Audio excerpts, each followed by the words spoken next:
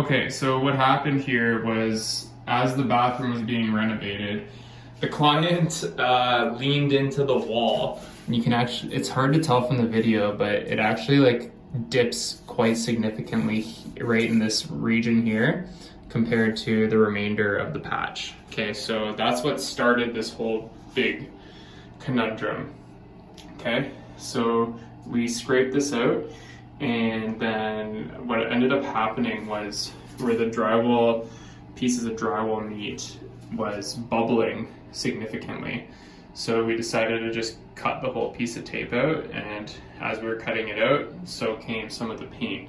And actually one thing that happened that was really strange too was this compound here. You can see our nail marks. We were sticking our nails in it just to feel it. The compound was actually wet, and this paint has been on these walls for like years and years. So my painter and I, when we uncovered this, thought it was the strangest thing. So if you ever have a big patch like this, or if you ever have bubbling drywall, the best thing you want to do is just cut it out and feel and make an assessment to see if it's wet anywhere. And if it is, then you're gonna want to, I have a fan here, you're gonna want to put a fan on it for at least a few hours minimum. You might even have to leave it overnight. Depends how bad it is. Okay, but once you have it all scraped back and cut back, you want to just quickly make sure that where the paint is on the wall currently, you want to make it as flush as possible so that there's nothing peeling up, and you can't, if you try really hard, well, okay, you don't want to hack away at it, but if you just put your nail up to where the paint meets the drywall, you're not peeling it back, right? You want to get it as flush as possible everywhere, right? So I'm just going to do that quickly. It's actually all dusty in here because my painter sanded all the putty spots that were in the room before, so a lot of dust has accumulated here. So I'm just gonna make it flush again and kind of quote unquote clean it at the same time. All right. Just get rid of all this crap. This is gonna definitely take a few coats of mud.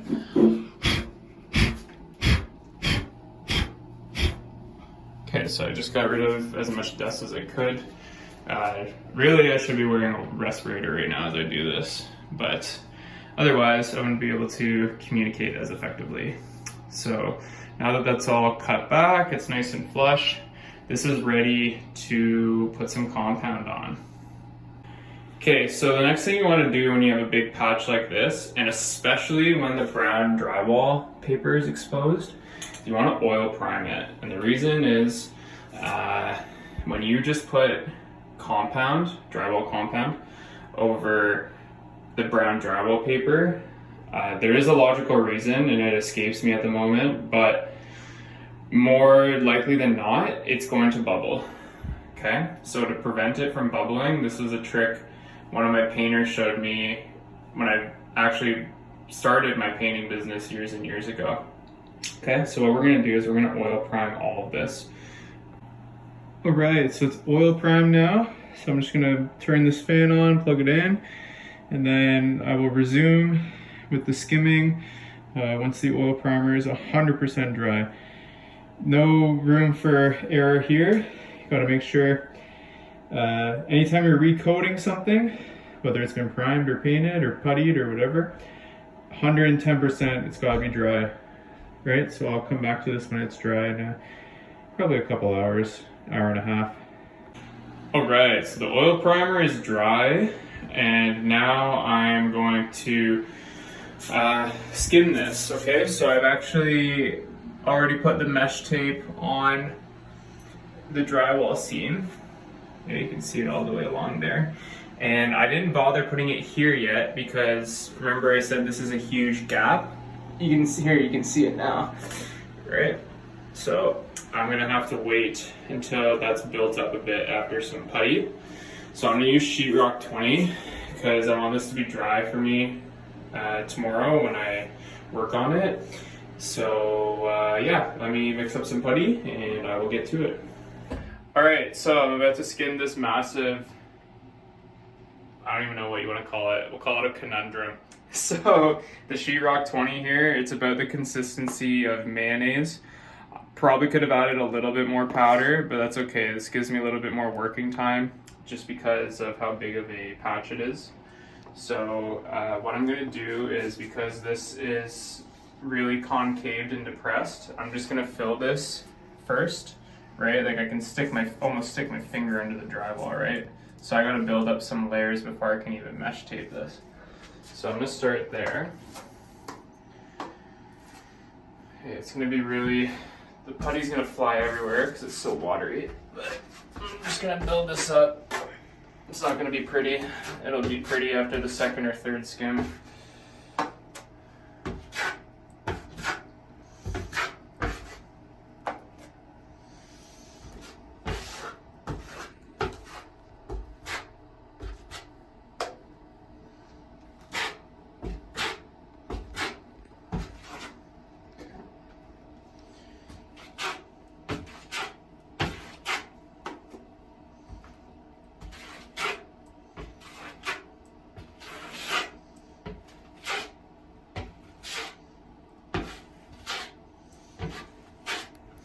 Alright, so that's good enough for now. It's going to take at least probably 2 or 3 more coats after that. And you sand it between coats and eventually it'll be as smooth as the rest of the wall. So now what I'm going to do is I'm going to skim the remainder of this properly, first coat, so you can get a gist of how to skim. So I always like to run along the tape line first and then I smooth out the edges. So I'm going to start over here. I made up a lot of compound because, trust me, on a spot this big, you go through it pretty quick.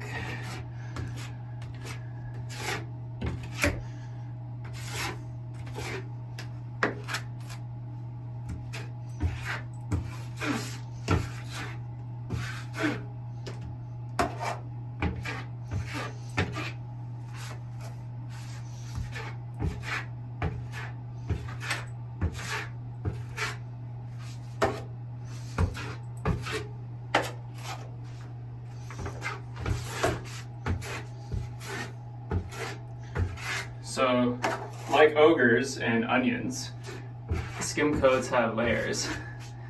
I can see my cameraman smiling. So you want to build up the layers first, because it's pretty depressed.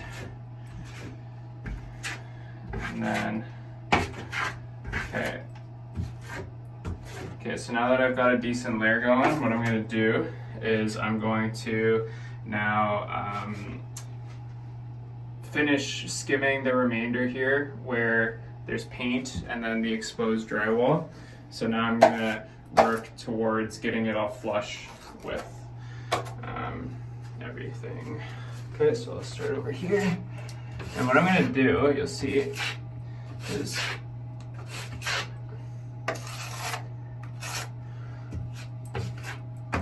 sort of building up the layer here too. So to make it nice and smooth towards the bottom there, whether you're on the top or the bottom, you put more pressure on the knife. If I'm on the bottom, I'm going to put more pressure on the knife with my middle finger. Okay, not a lot, just a little bit, and that gives it a nice smooth finish, so it'll sand beautifully. And then I'm going to do the same across the middle and across the top. Okay. So now if you see this section here, the top and the bottom, that's going to sand basically perfectly for you. And then when you go to do your second coat, it's going to be much easier to skim and it's going to sand nicely on the second coat. So now I'm just gonna pull this across. Okay. And don't worry if you don't fill everything the first time around.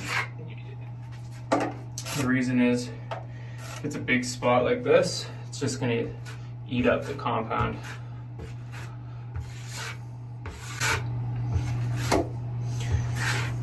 Okay, so since I've built up that first layer before, see how much easier it is now to spread it across the middle, right? If I was trying to spread it all at the same time, it would be a huge pain in the butt.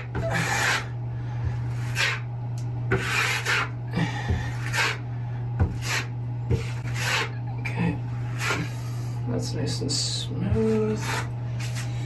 And I'm gonna pull it across here. Get this nice and smooth.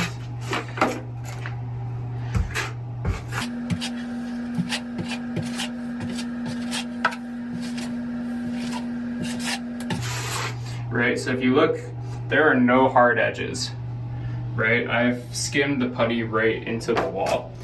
If you leave hard edges, you're gonna be cursing and swearing and kicking yourself after when you're sanding everything, because A, it's gonna leave you a terrible finish. It's gonna be lumpy, and B, it's gonna take you longer to do. So it's better to just take the extra, 20, 30 seconds while you're skimming to skim it nice and smooth for yourself. All right, I'm not so concerned with the bits, because when I go to sand it after this is dry, I'll just scrape it off quickly. Okay, where are we here? Oh, good thing I made up a lot of compounds. I'm actually almost out.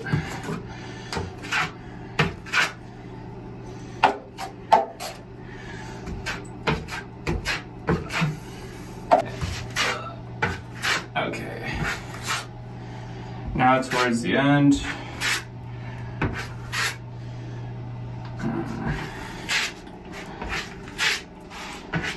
Okay, so to finesse it like this, instead of putting pressure on the knife like on the top and then on the bottom, what I'm doing is I start with minimal pressure, and then I put a little bit more pressure as I go, and then I ease up on the pressure, and then I skim into the wall. And that's how you get it looking like that, okay? So with lots of practice, you can do it like that.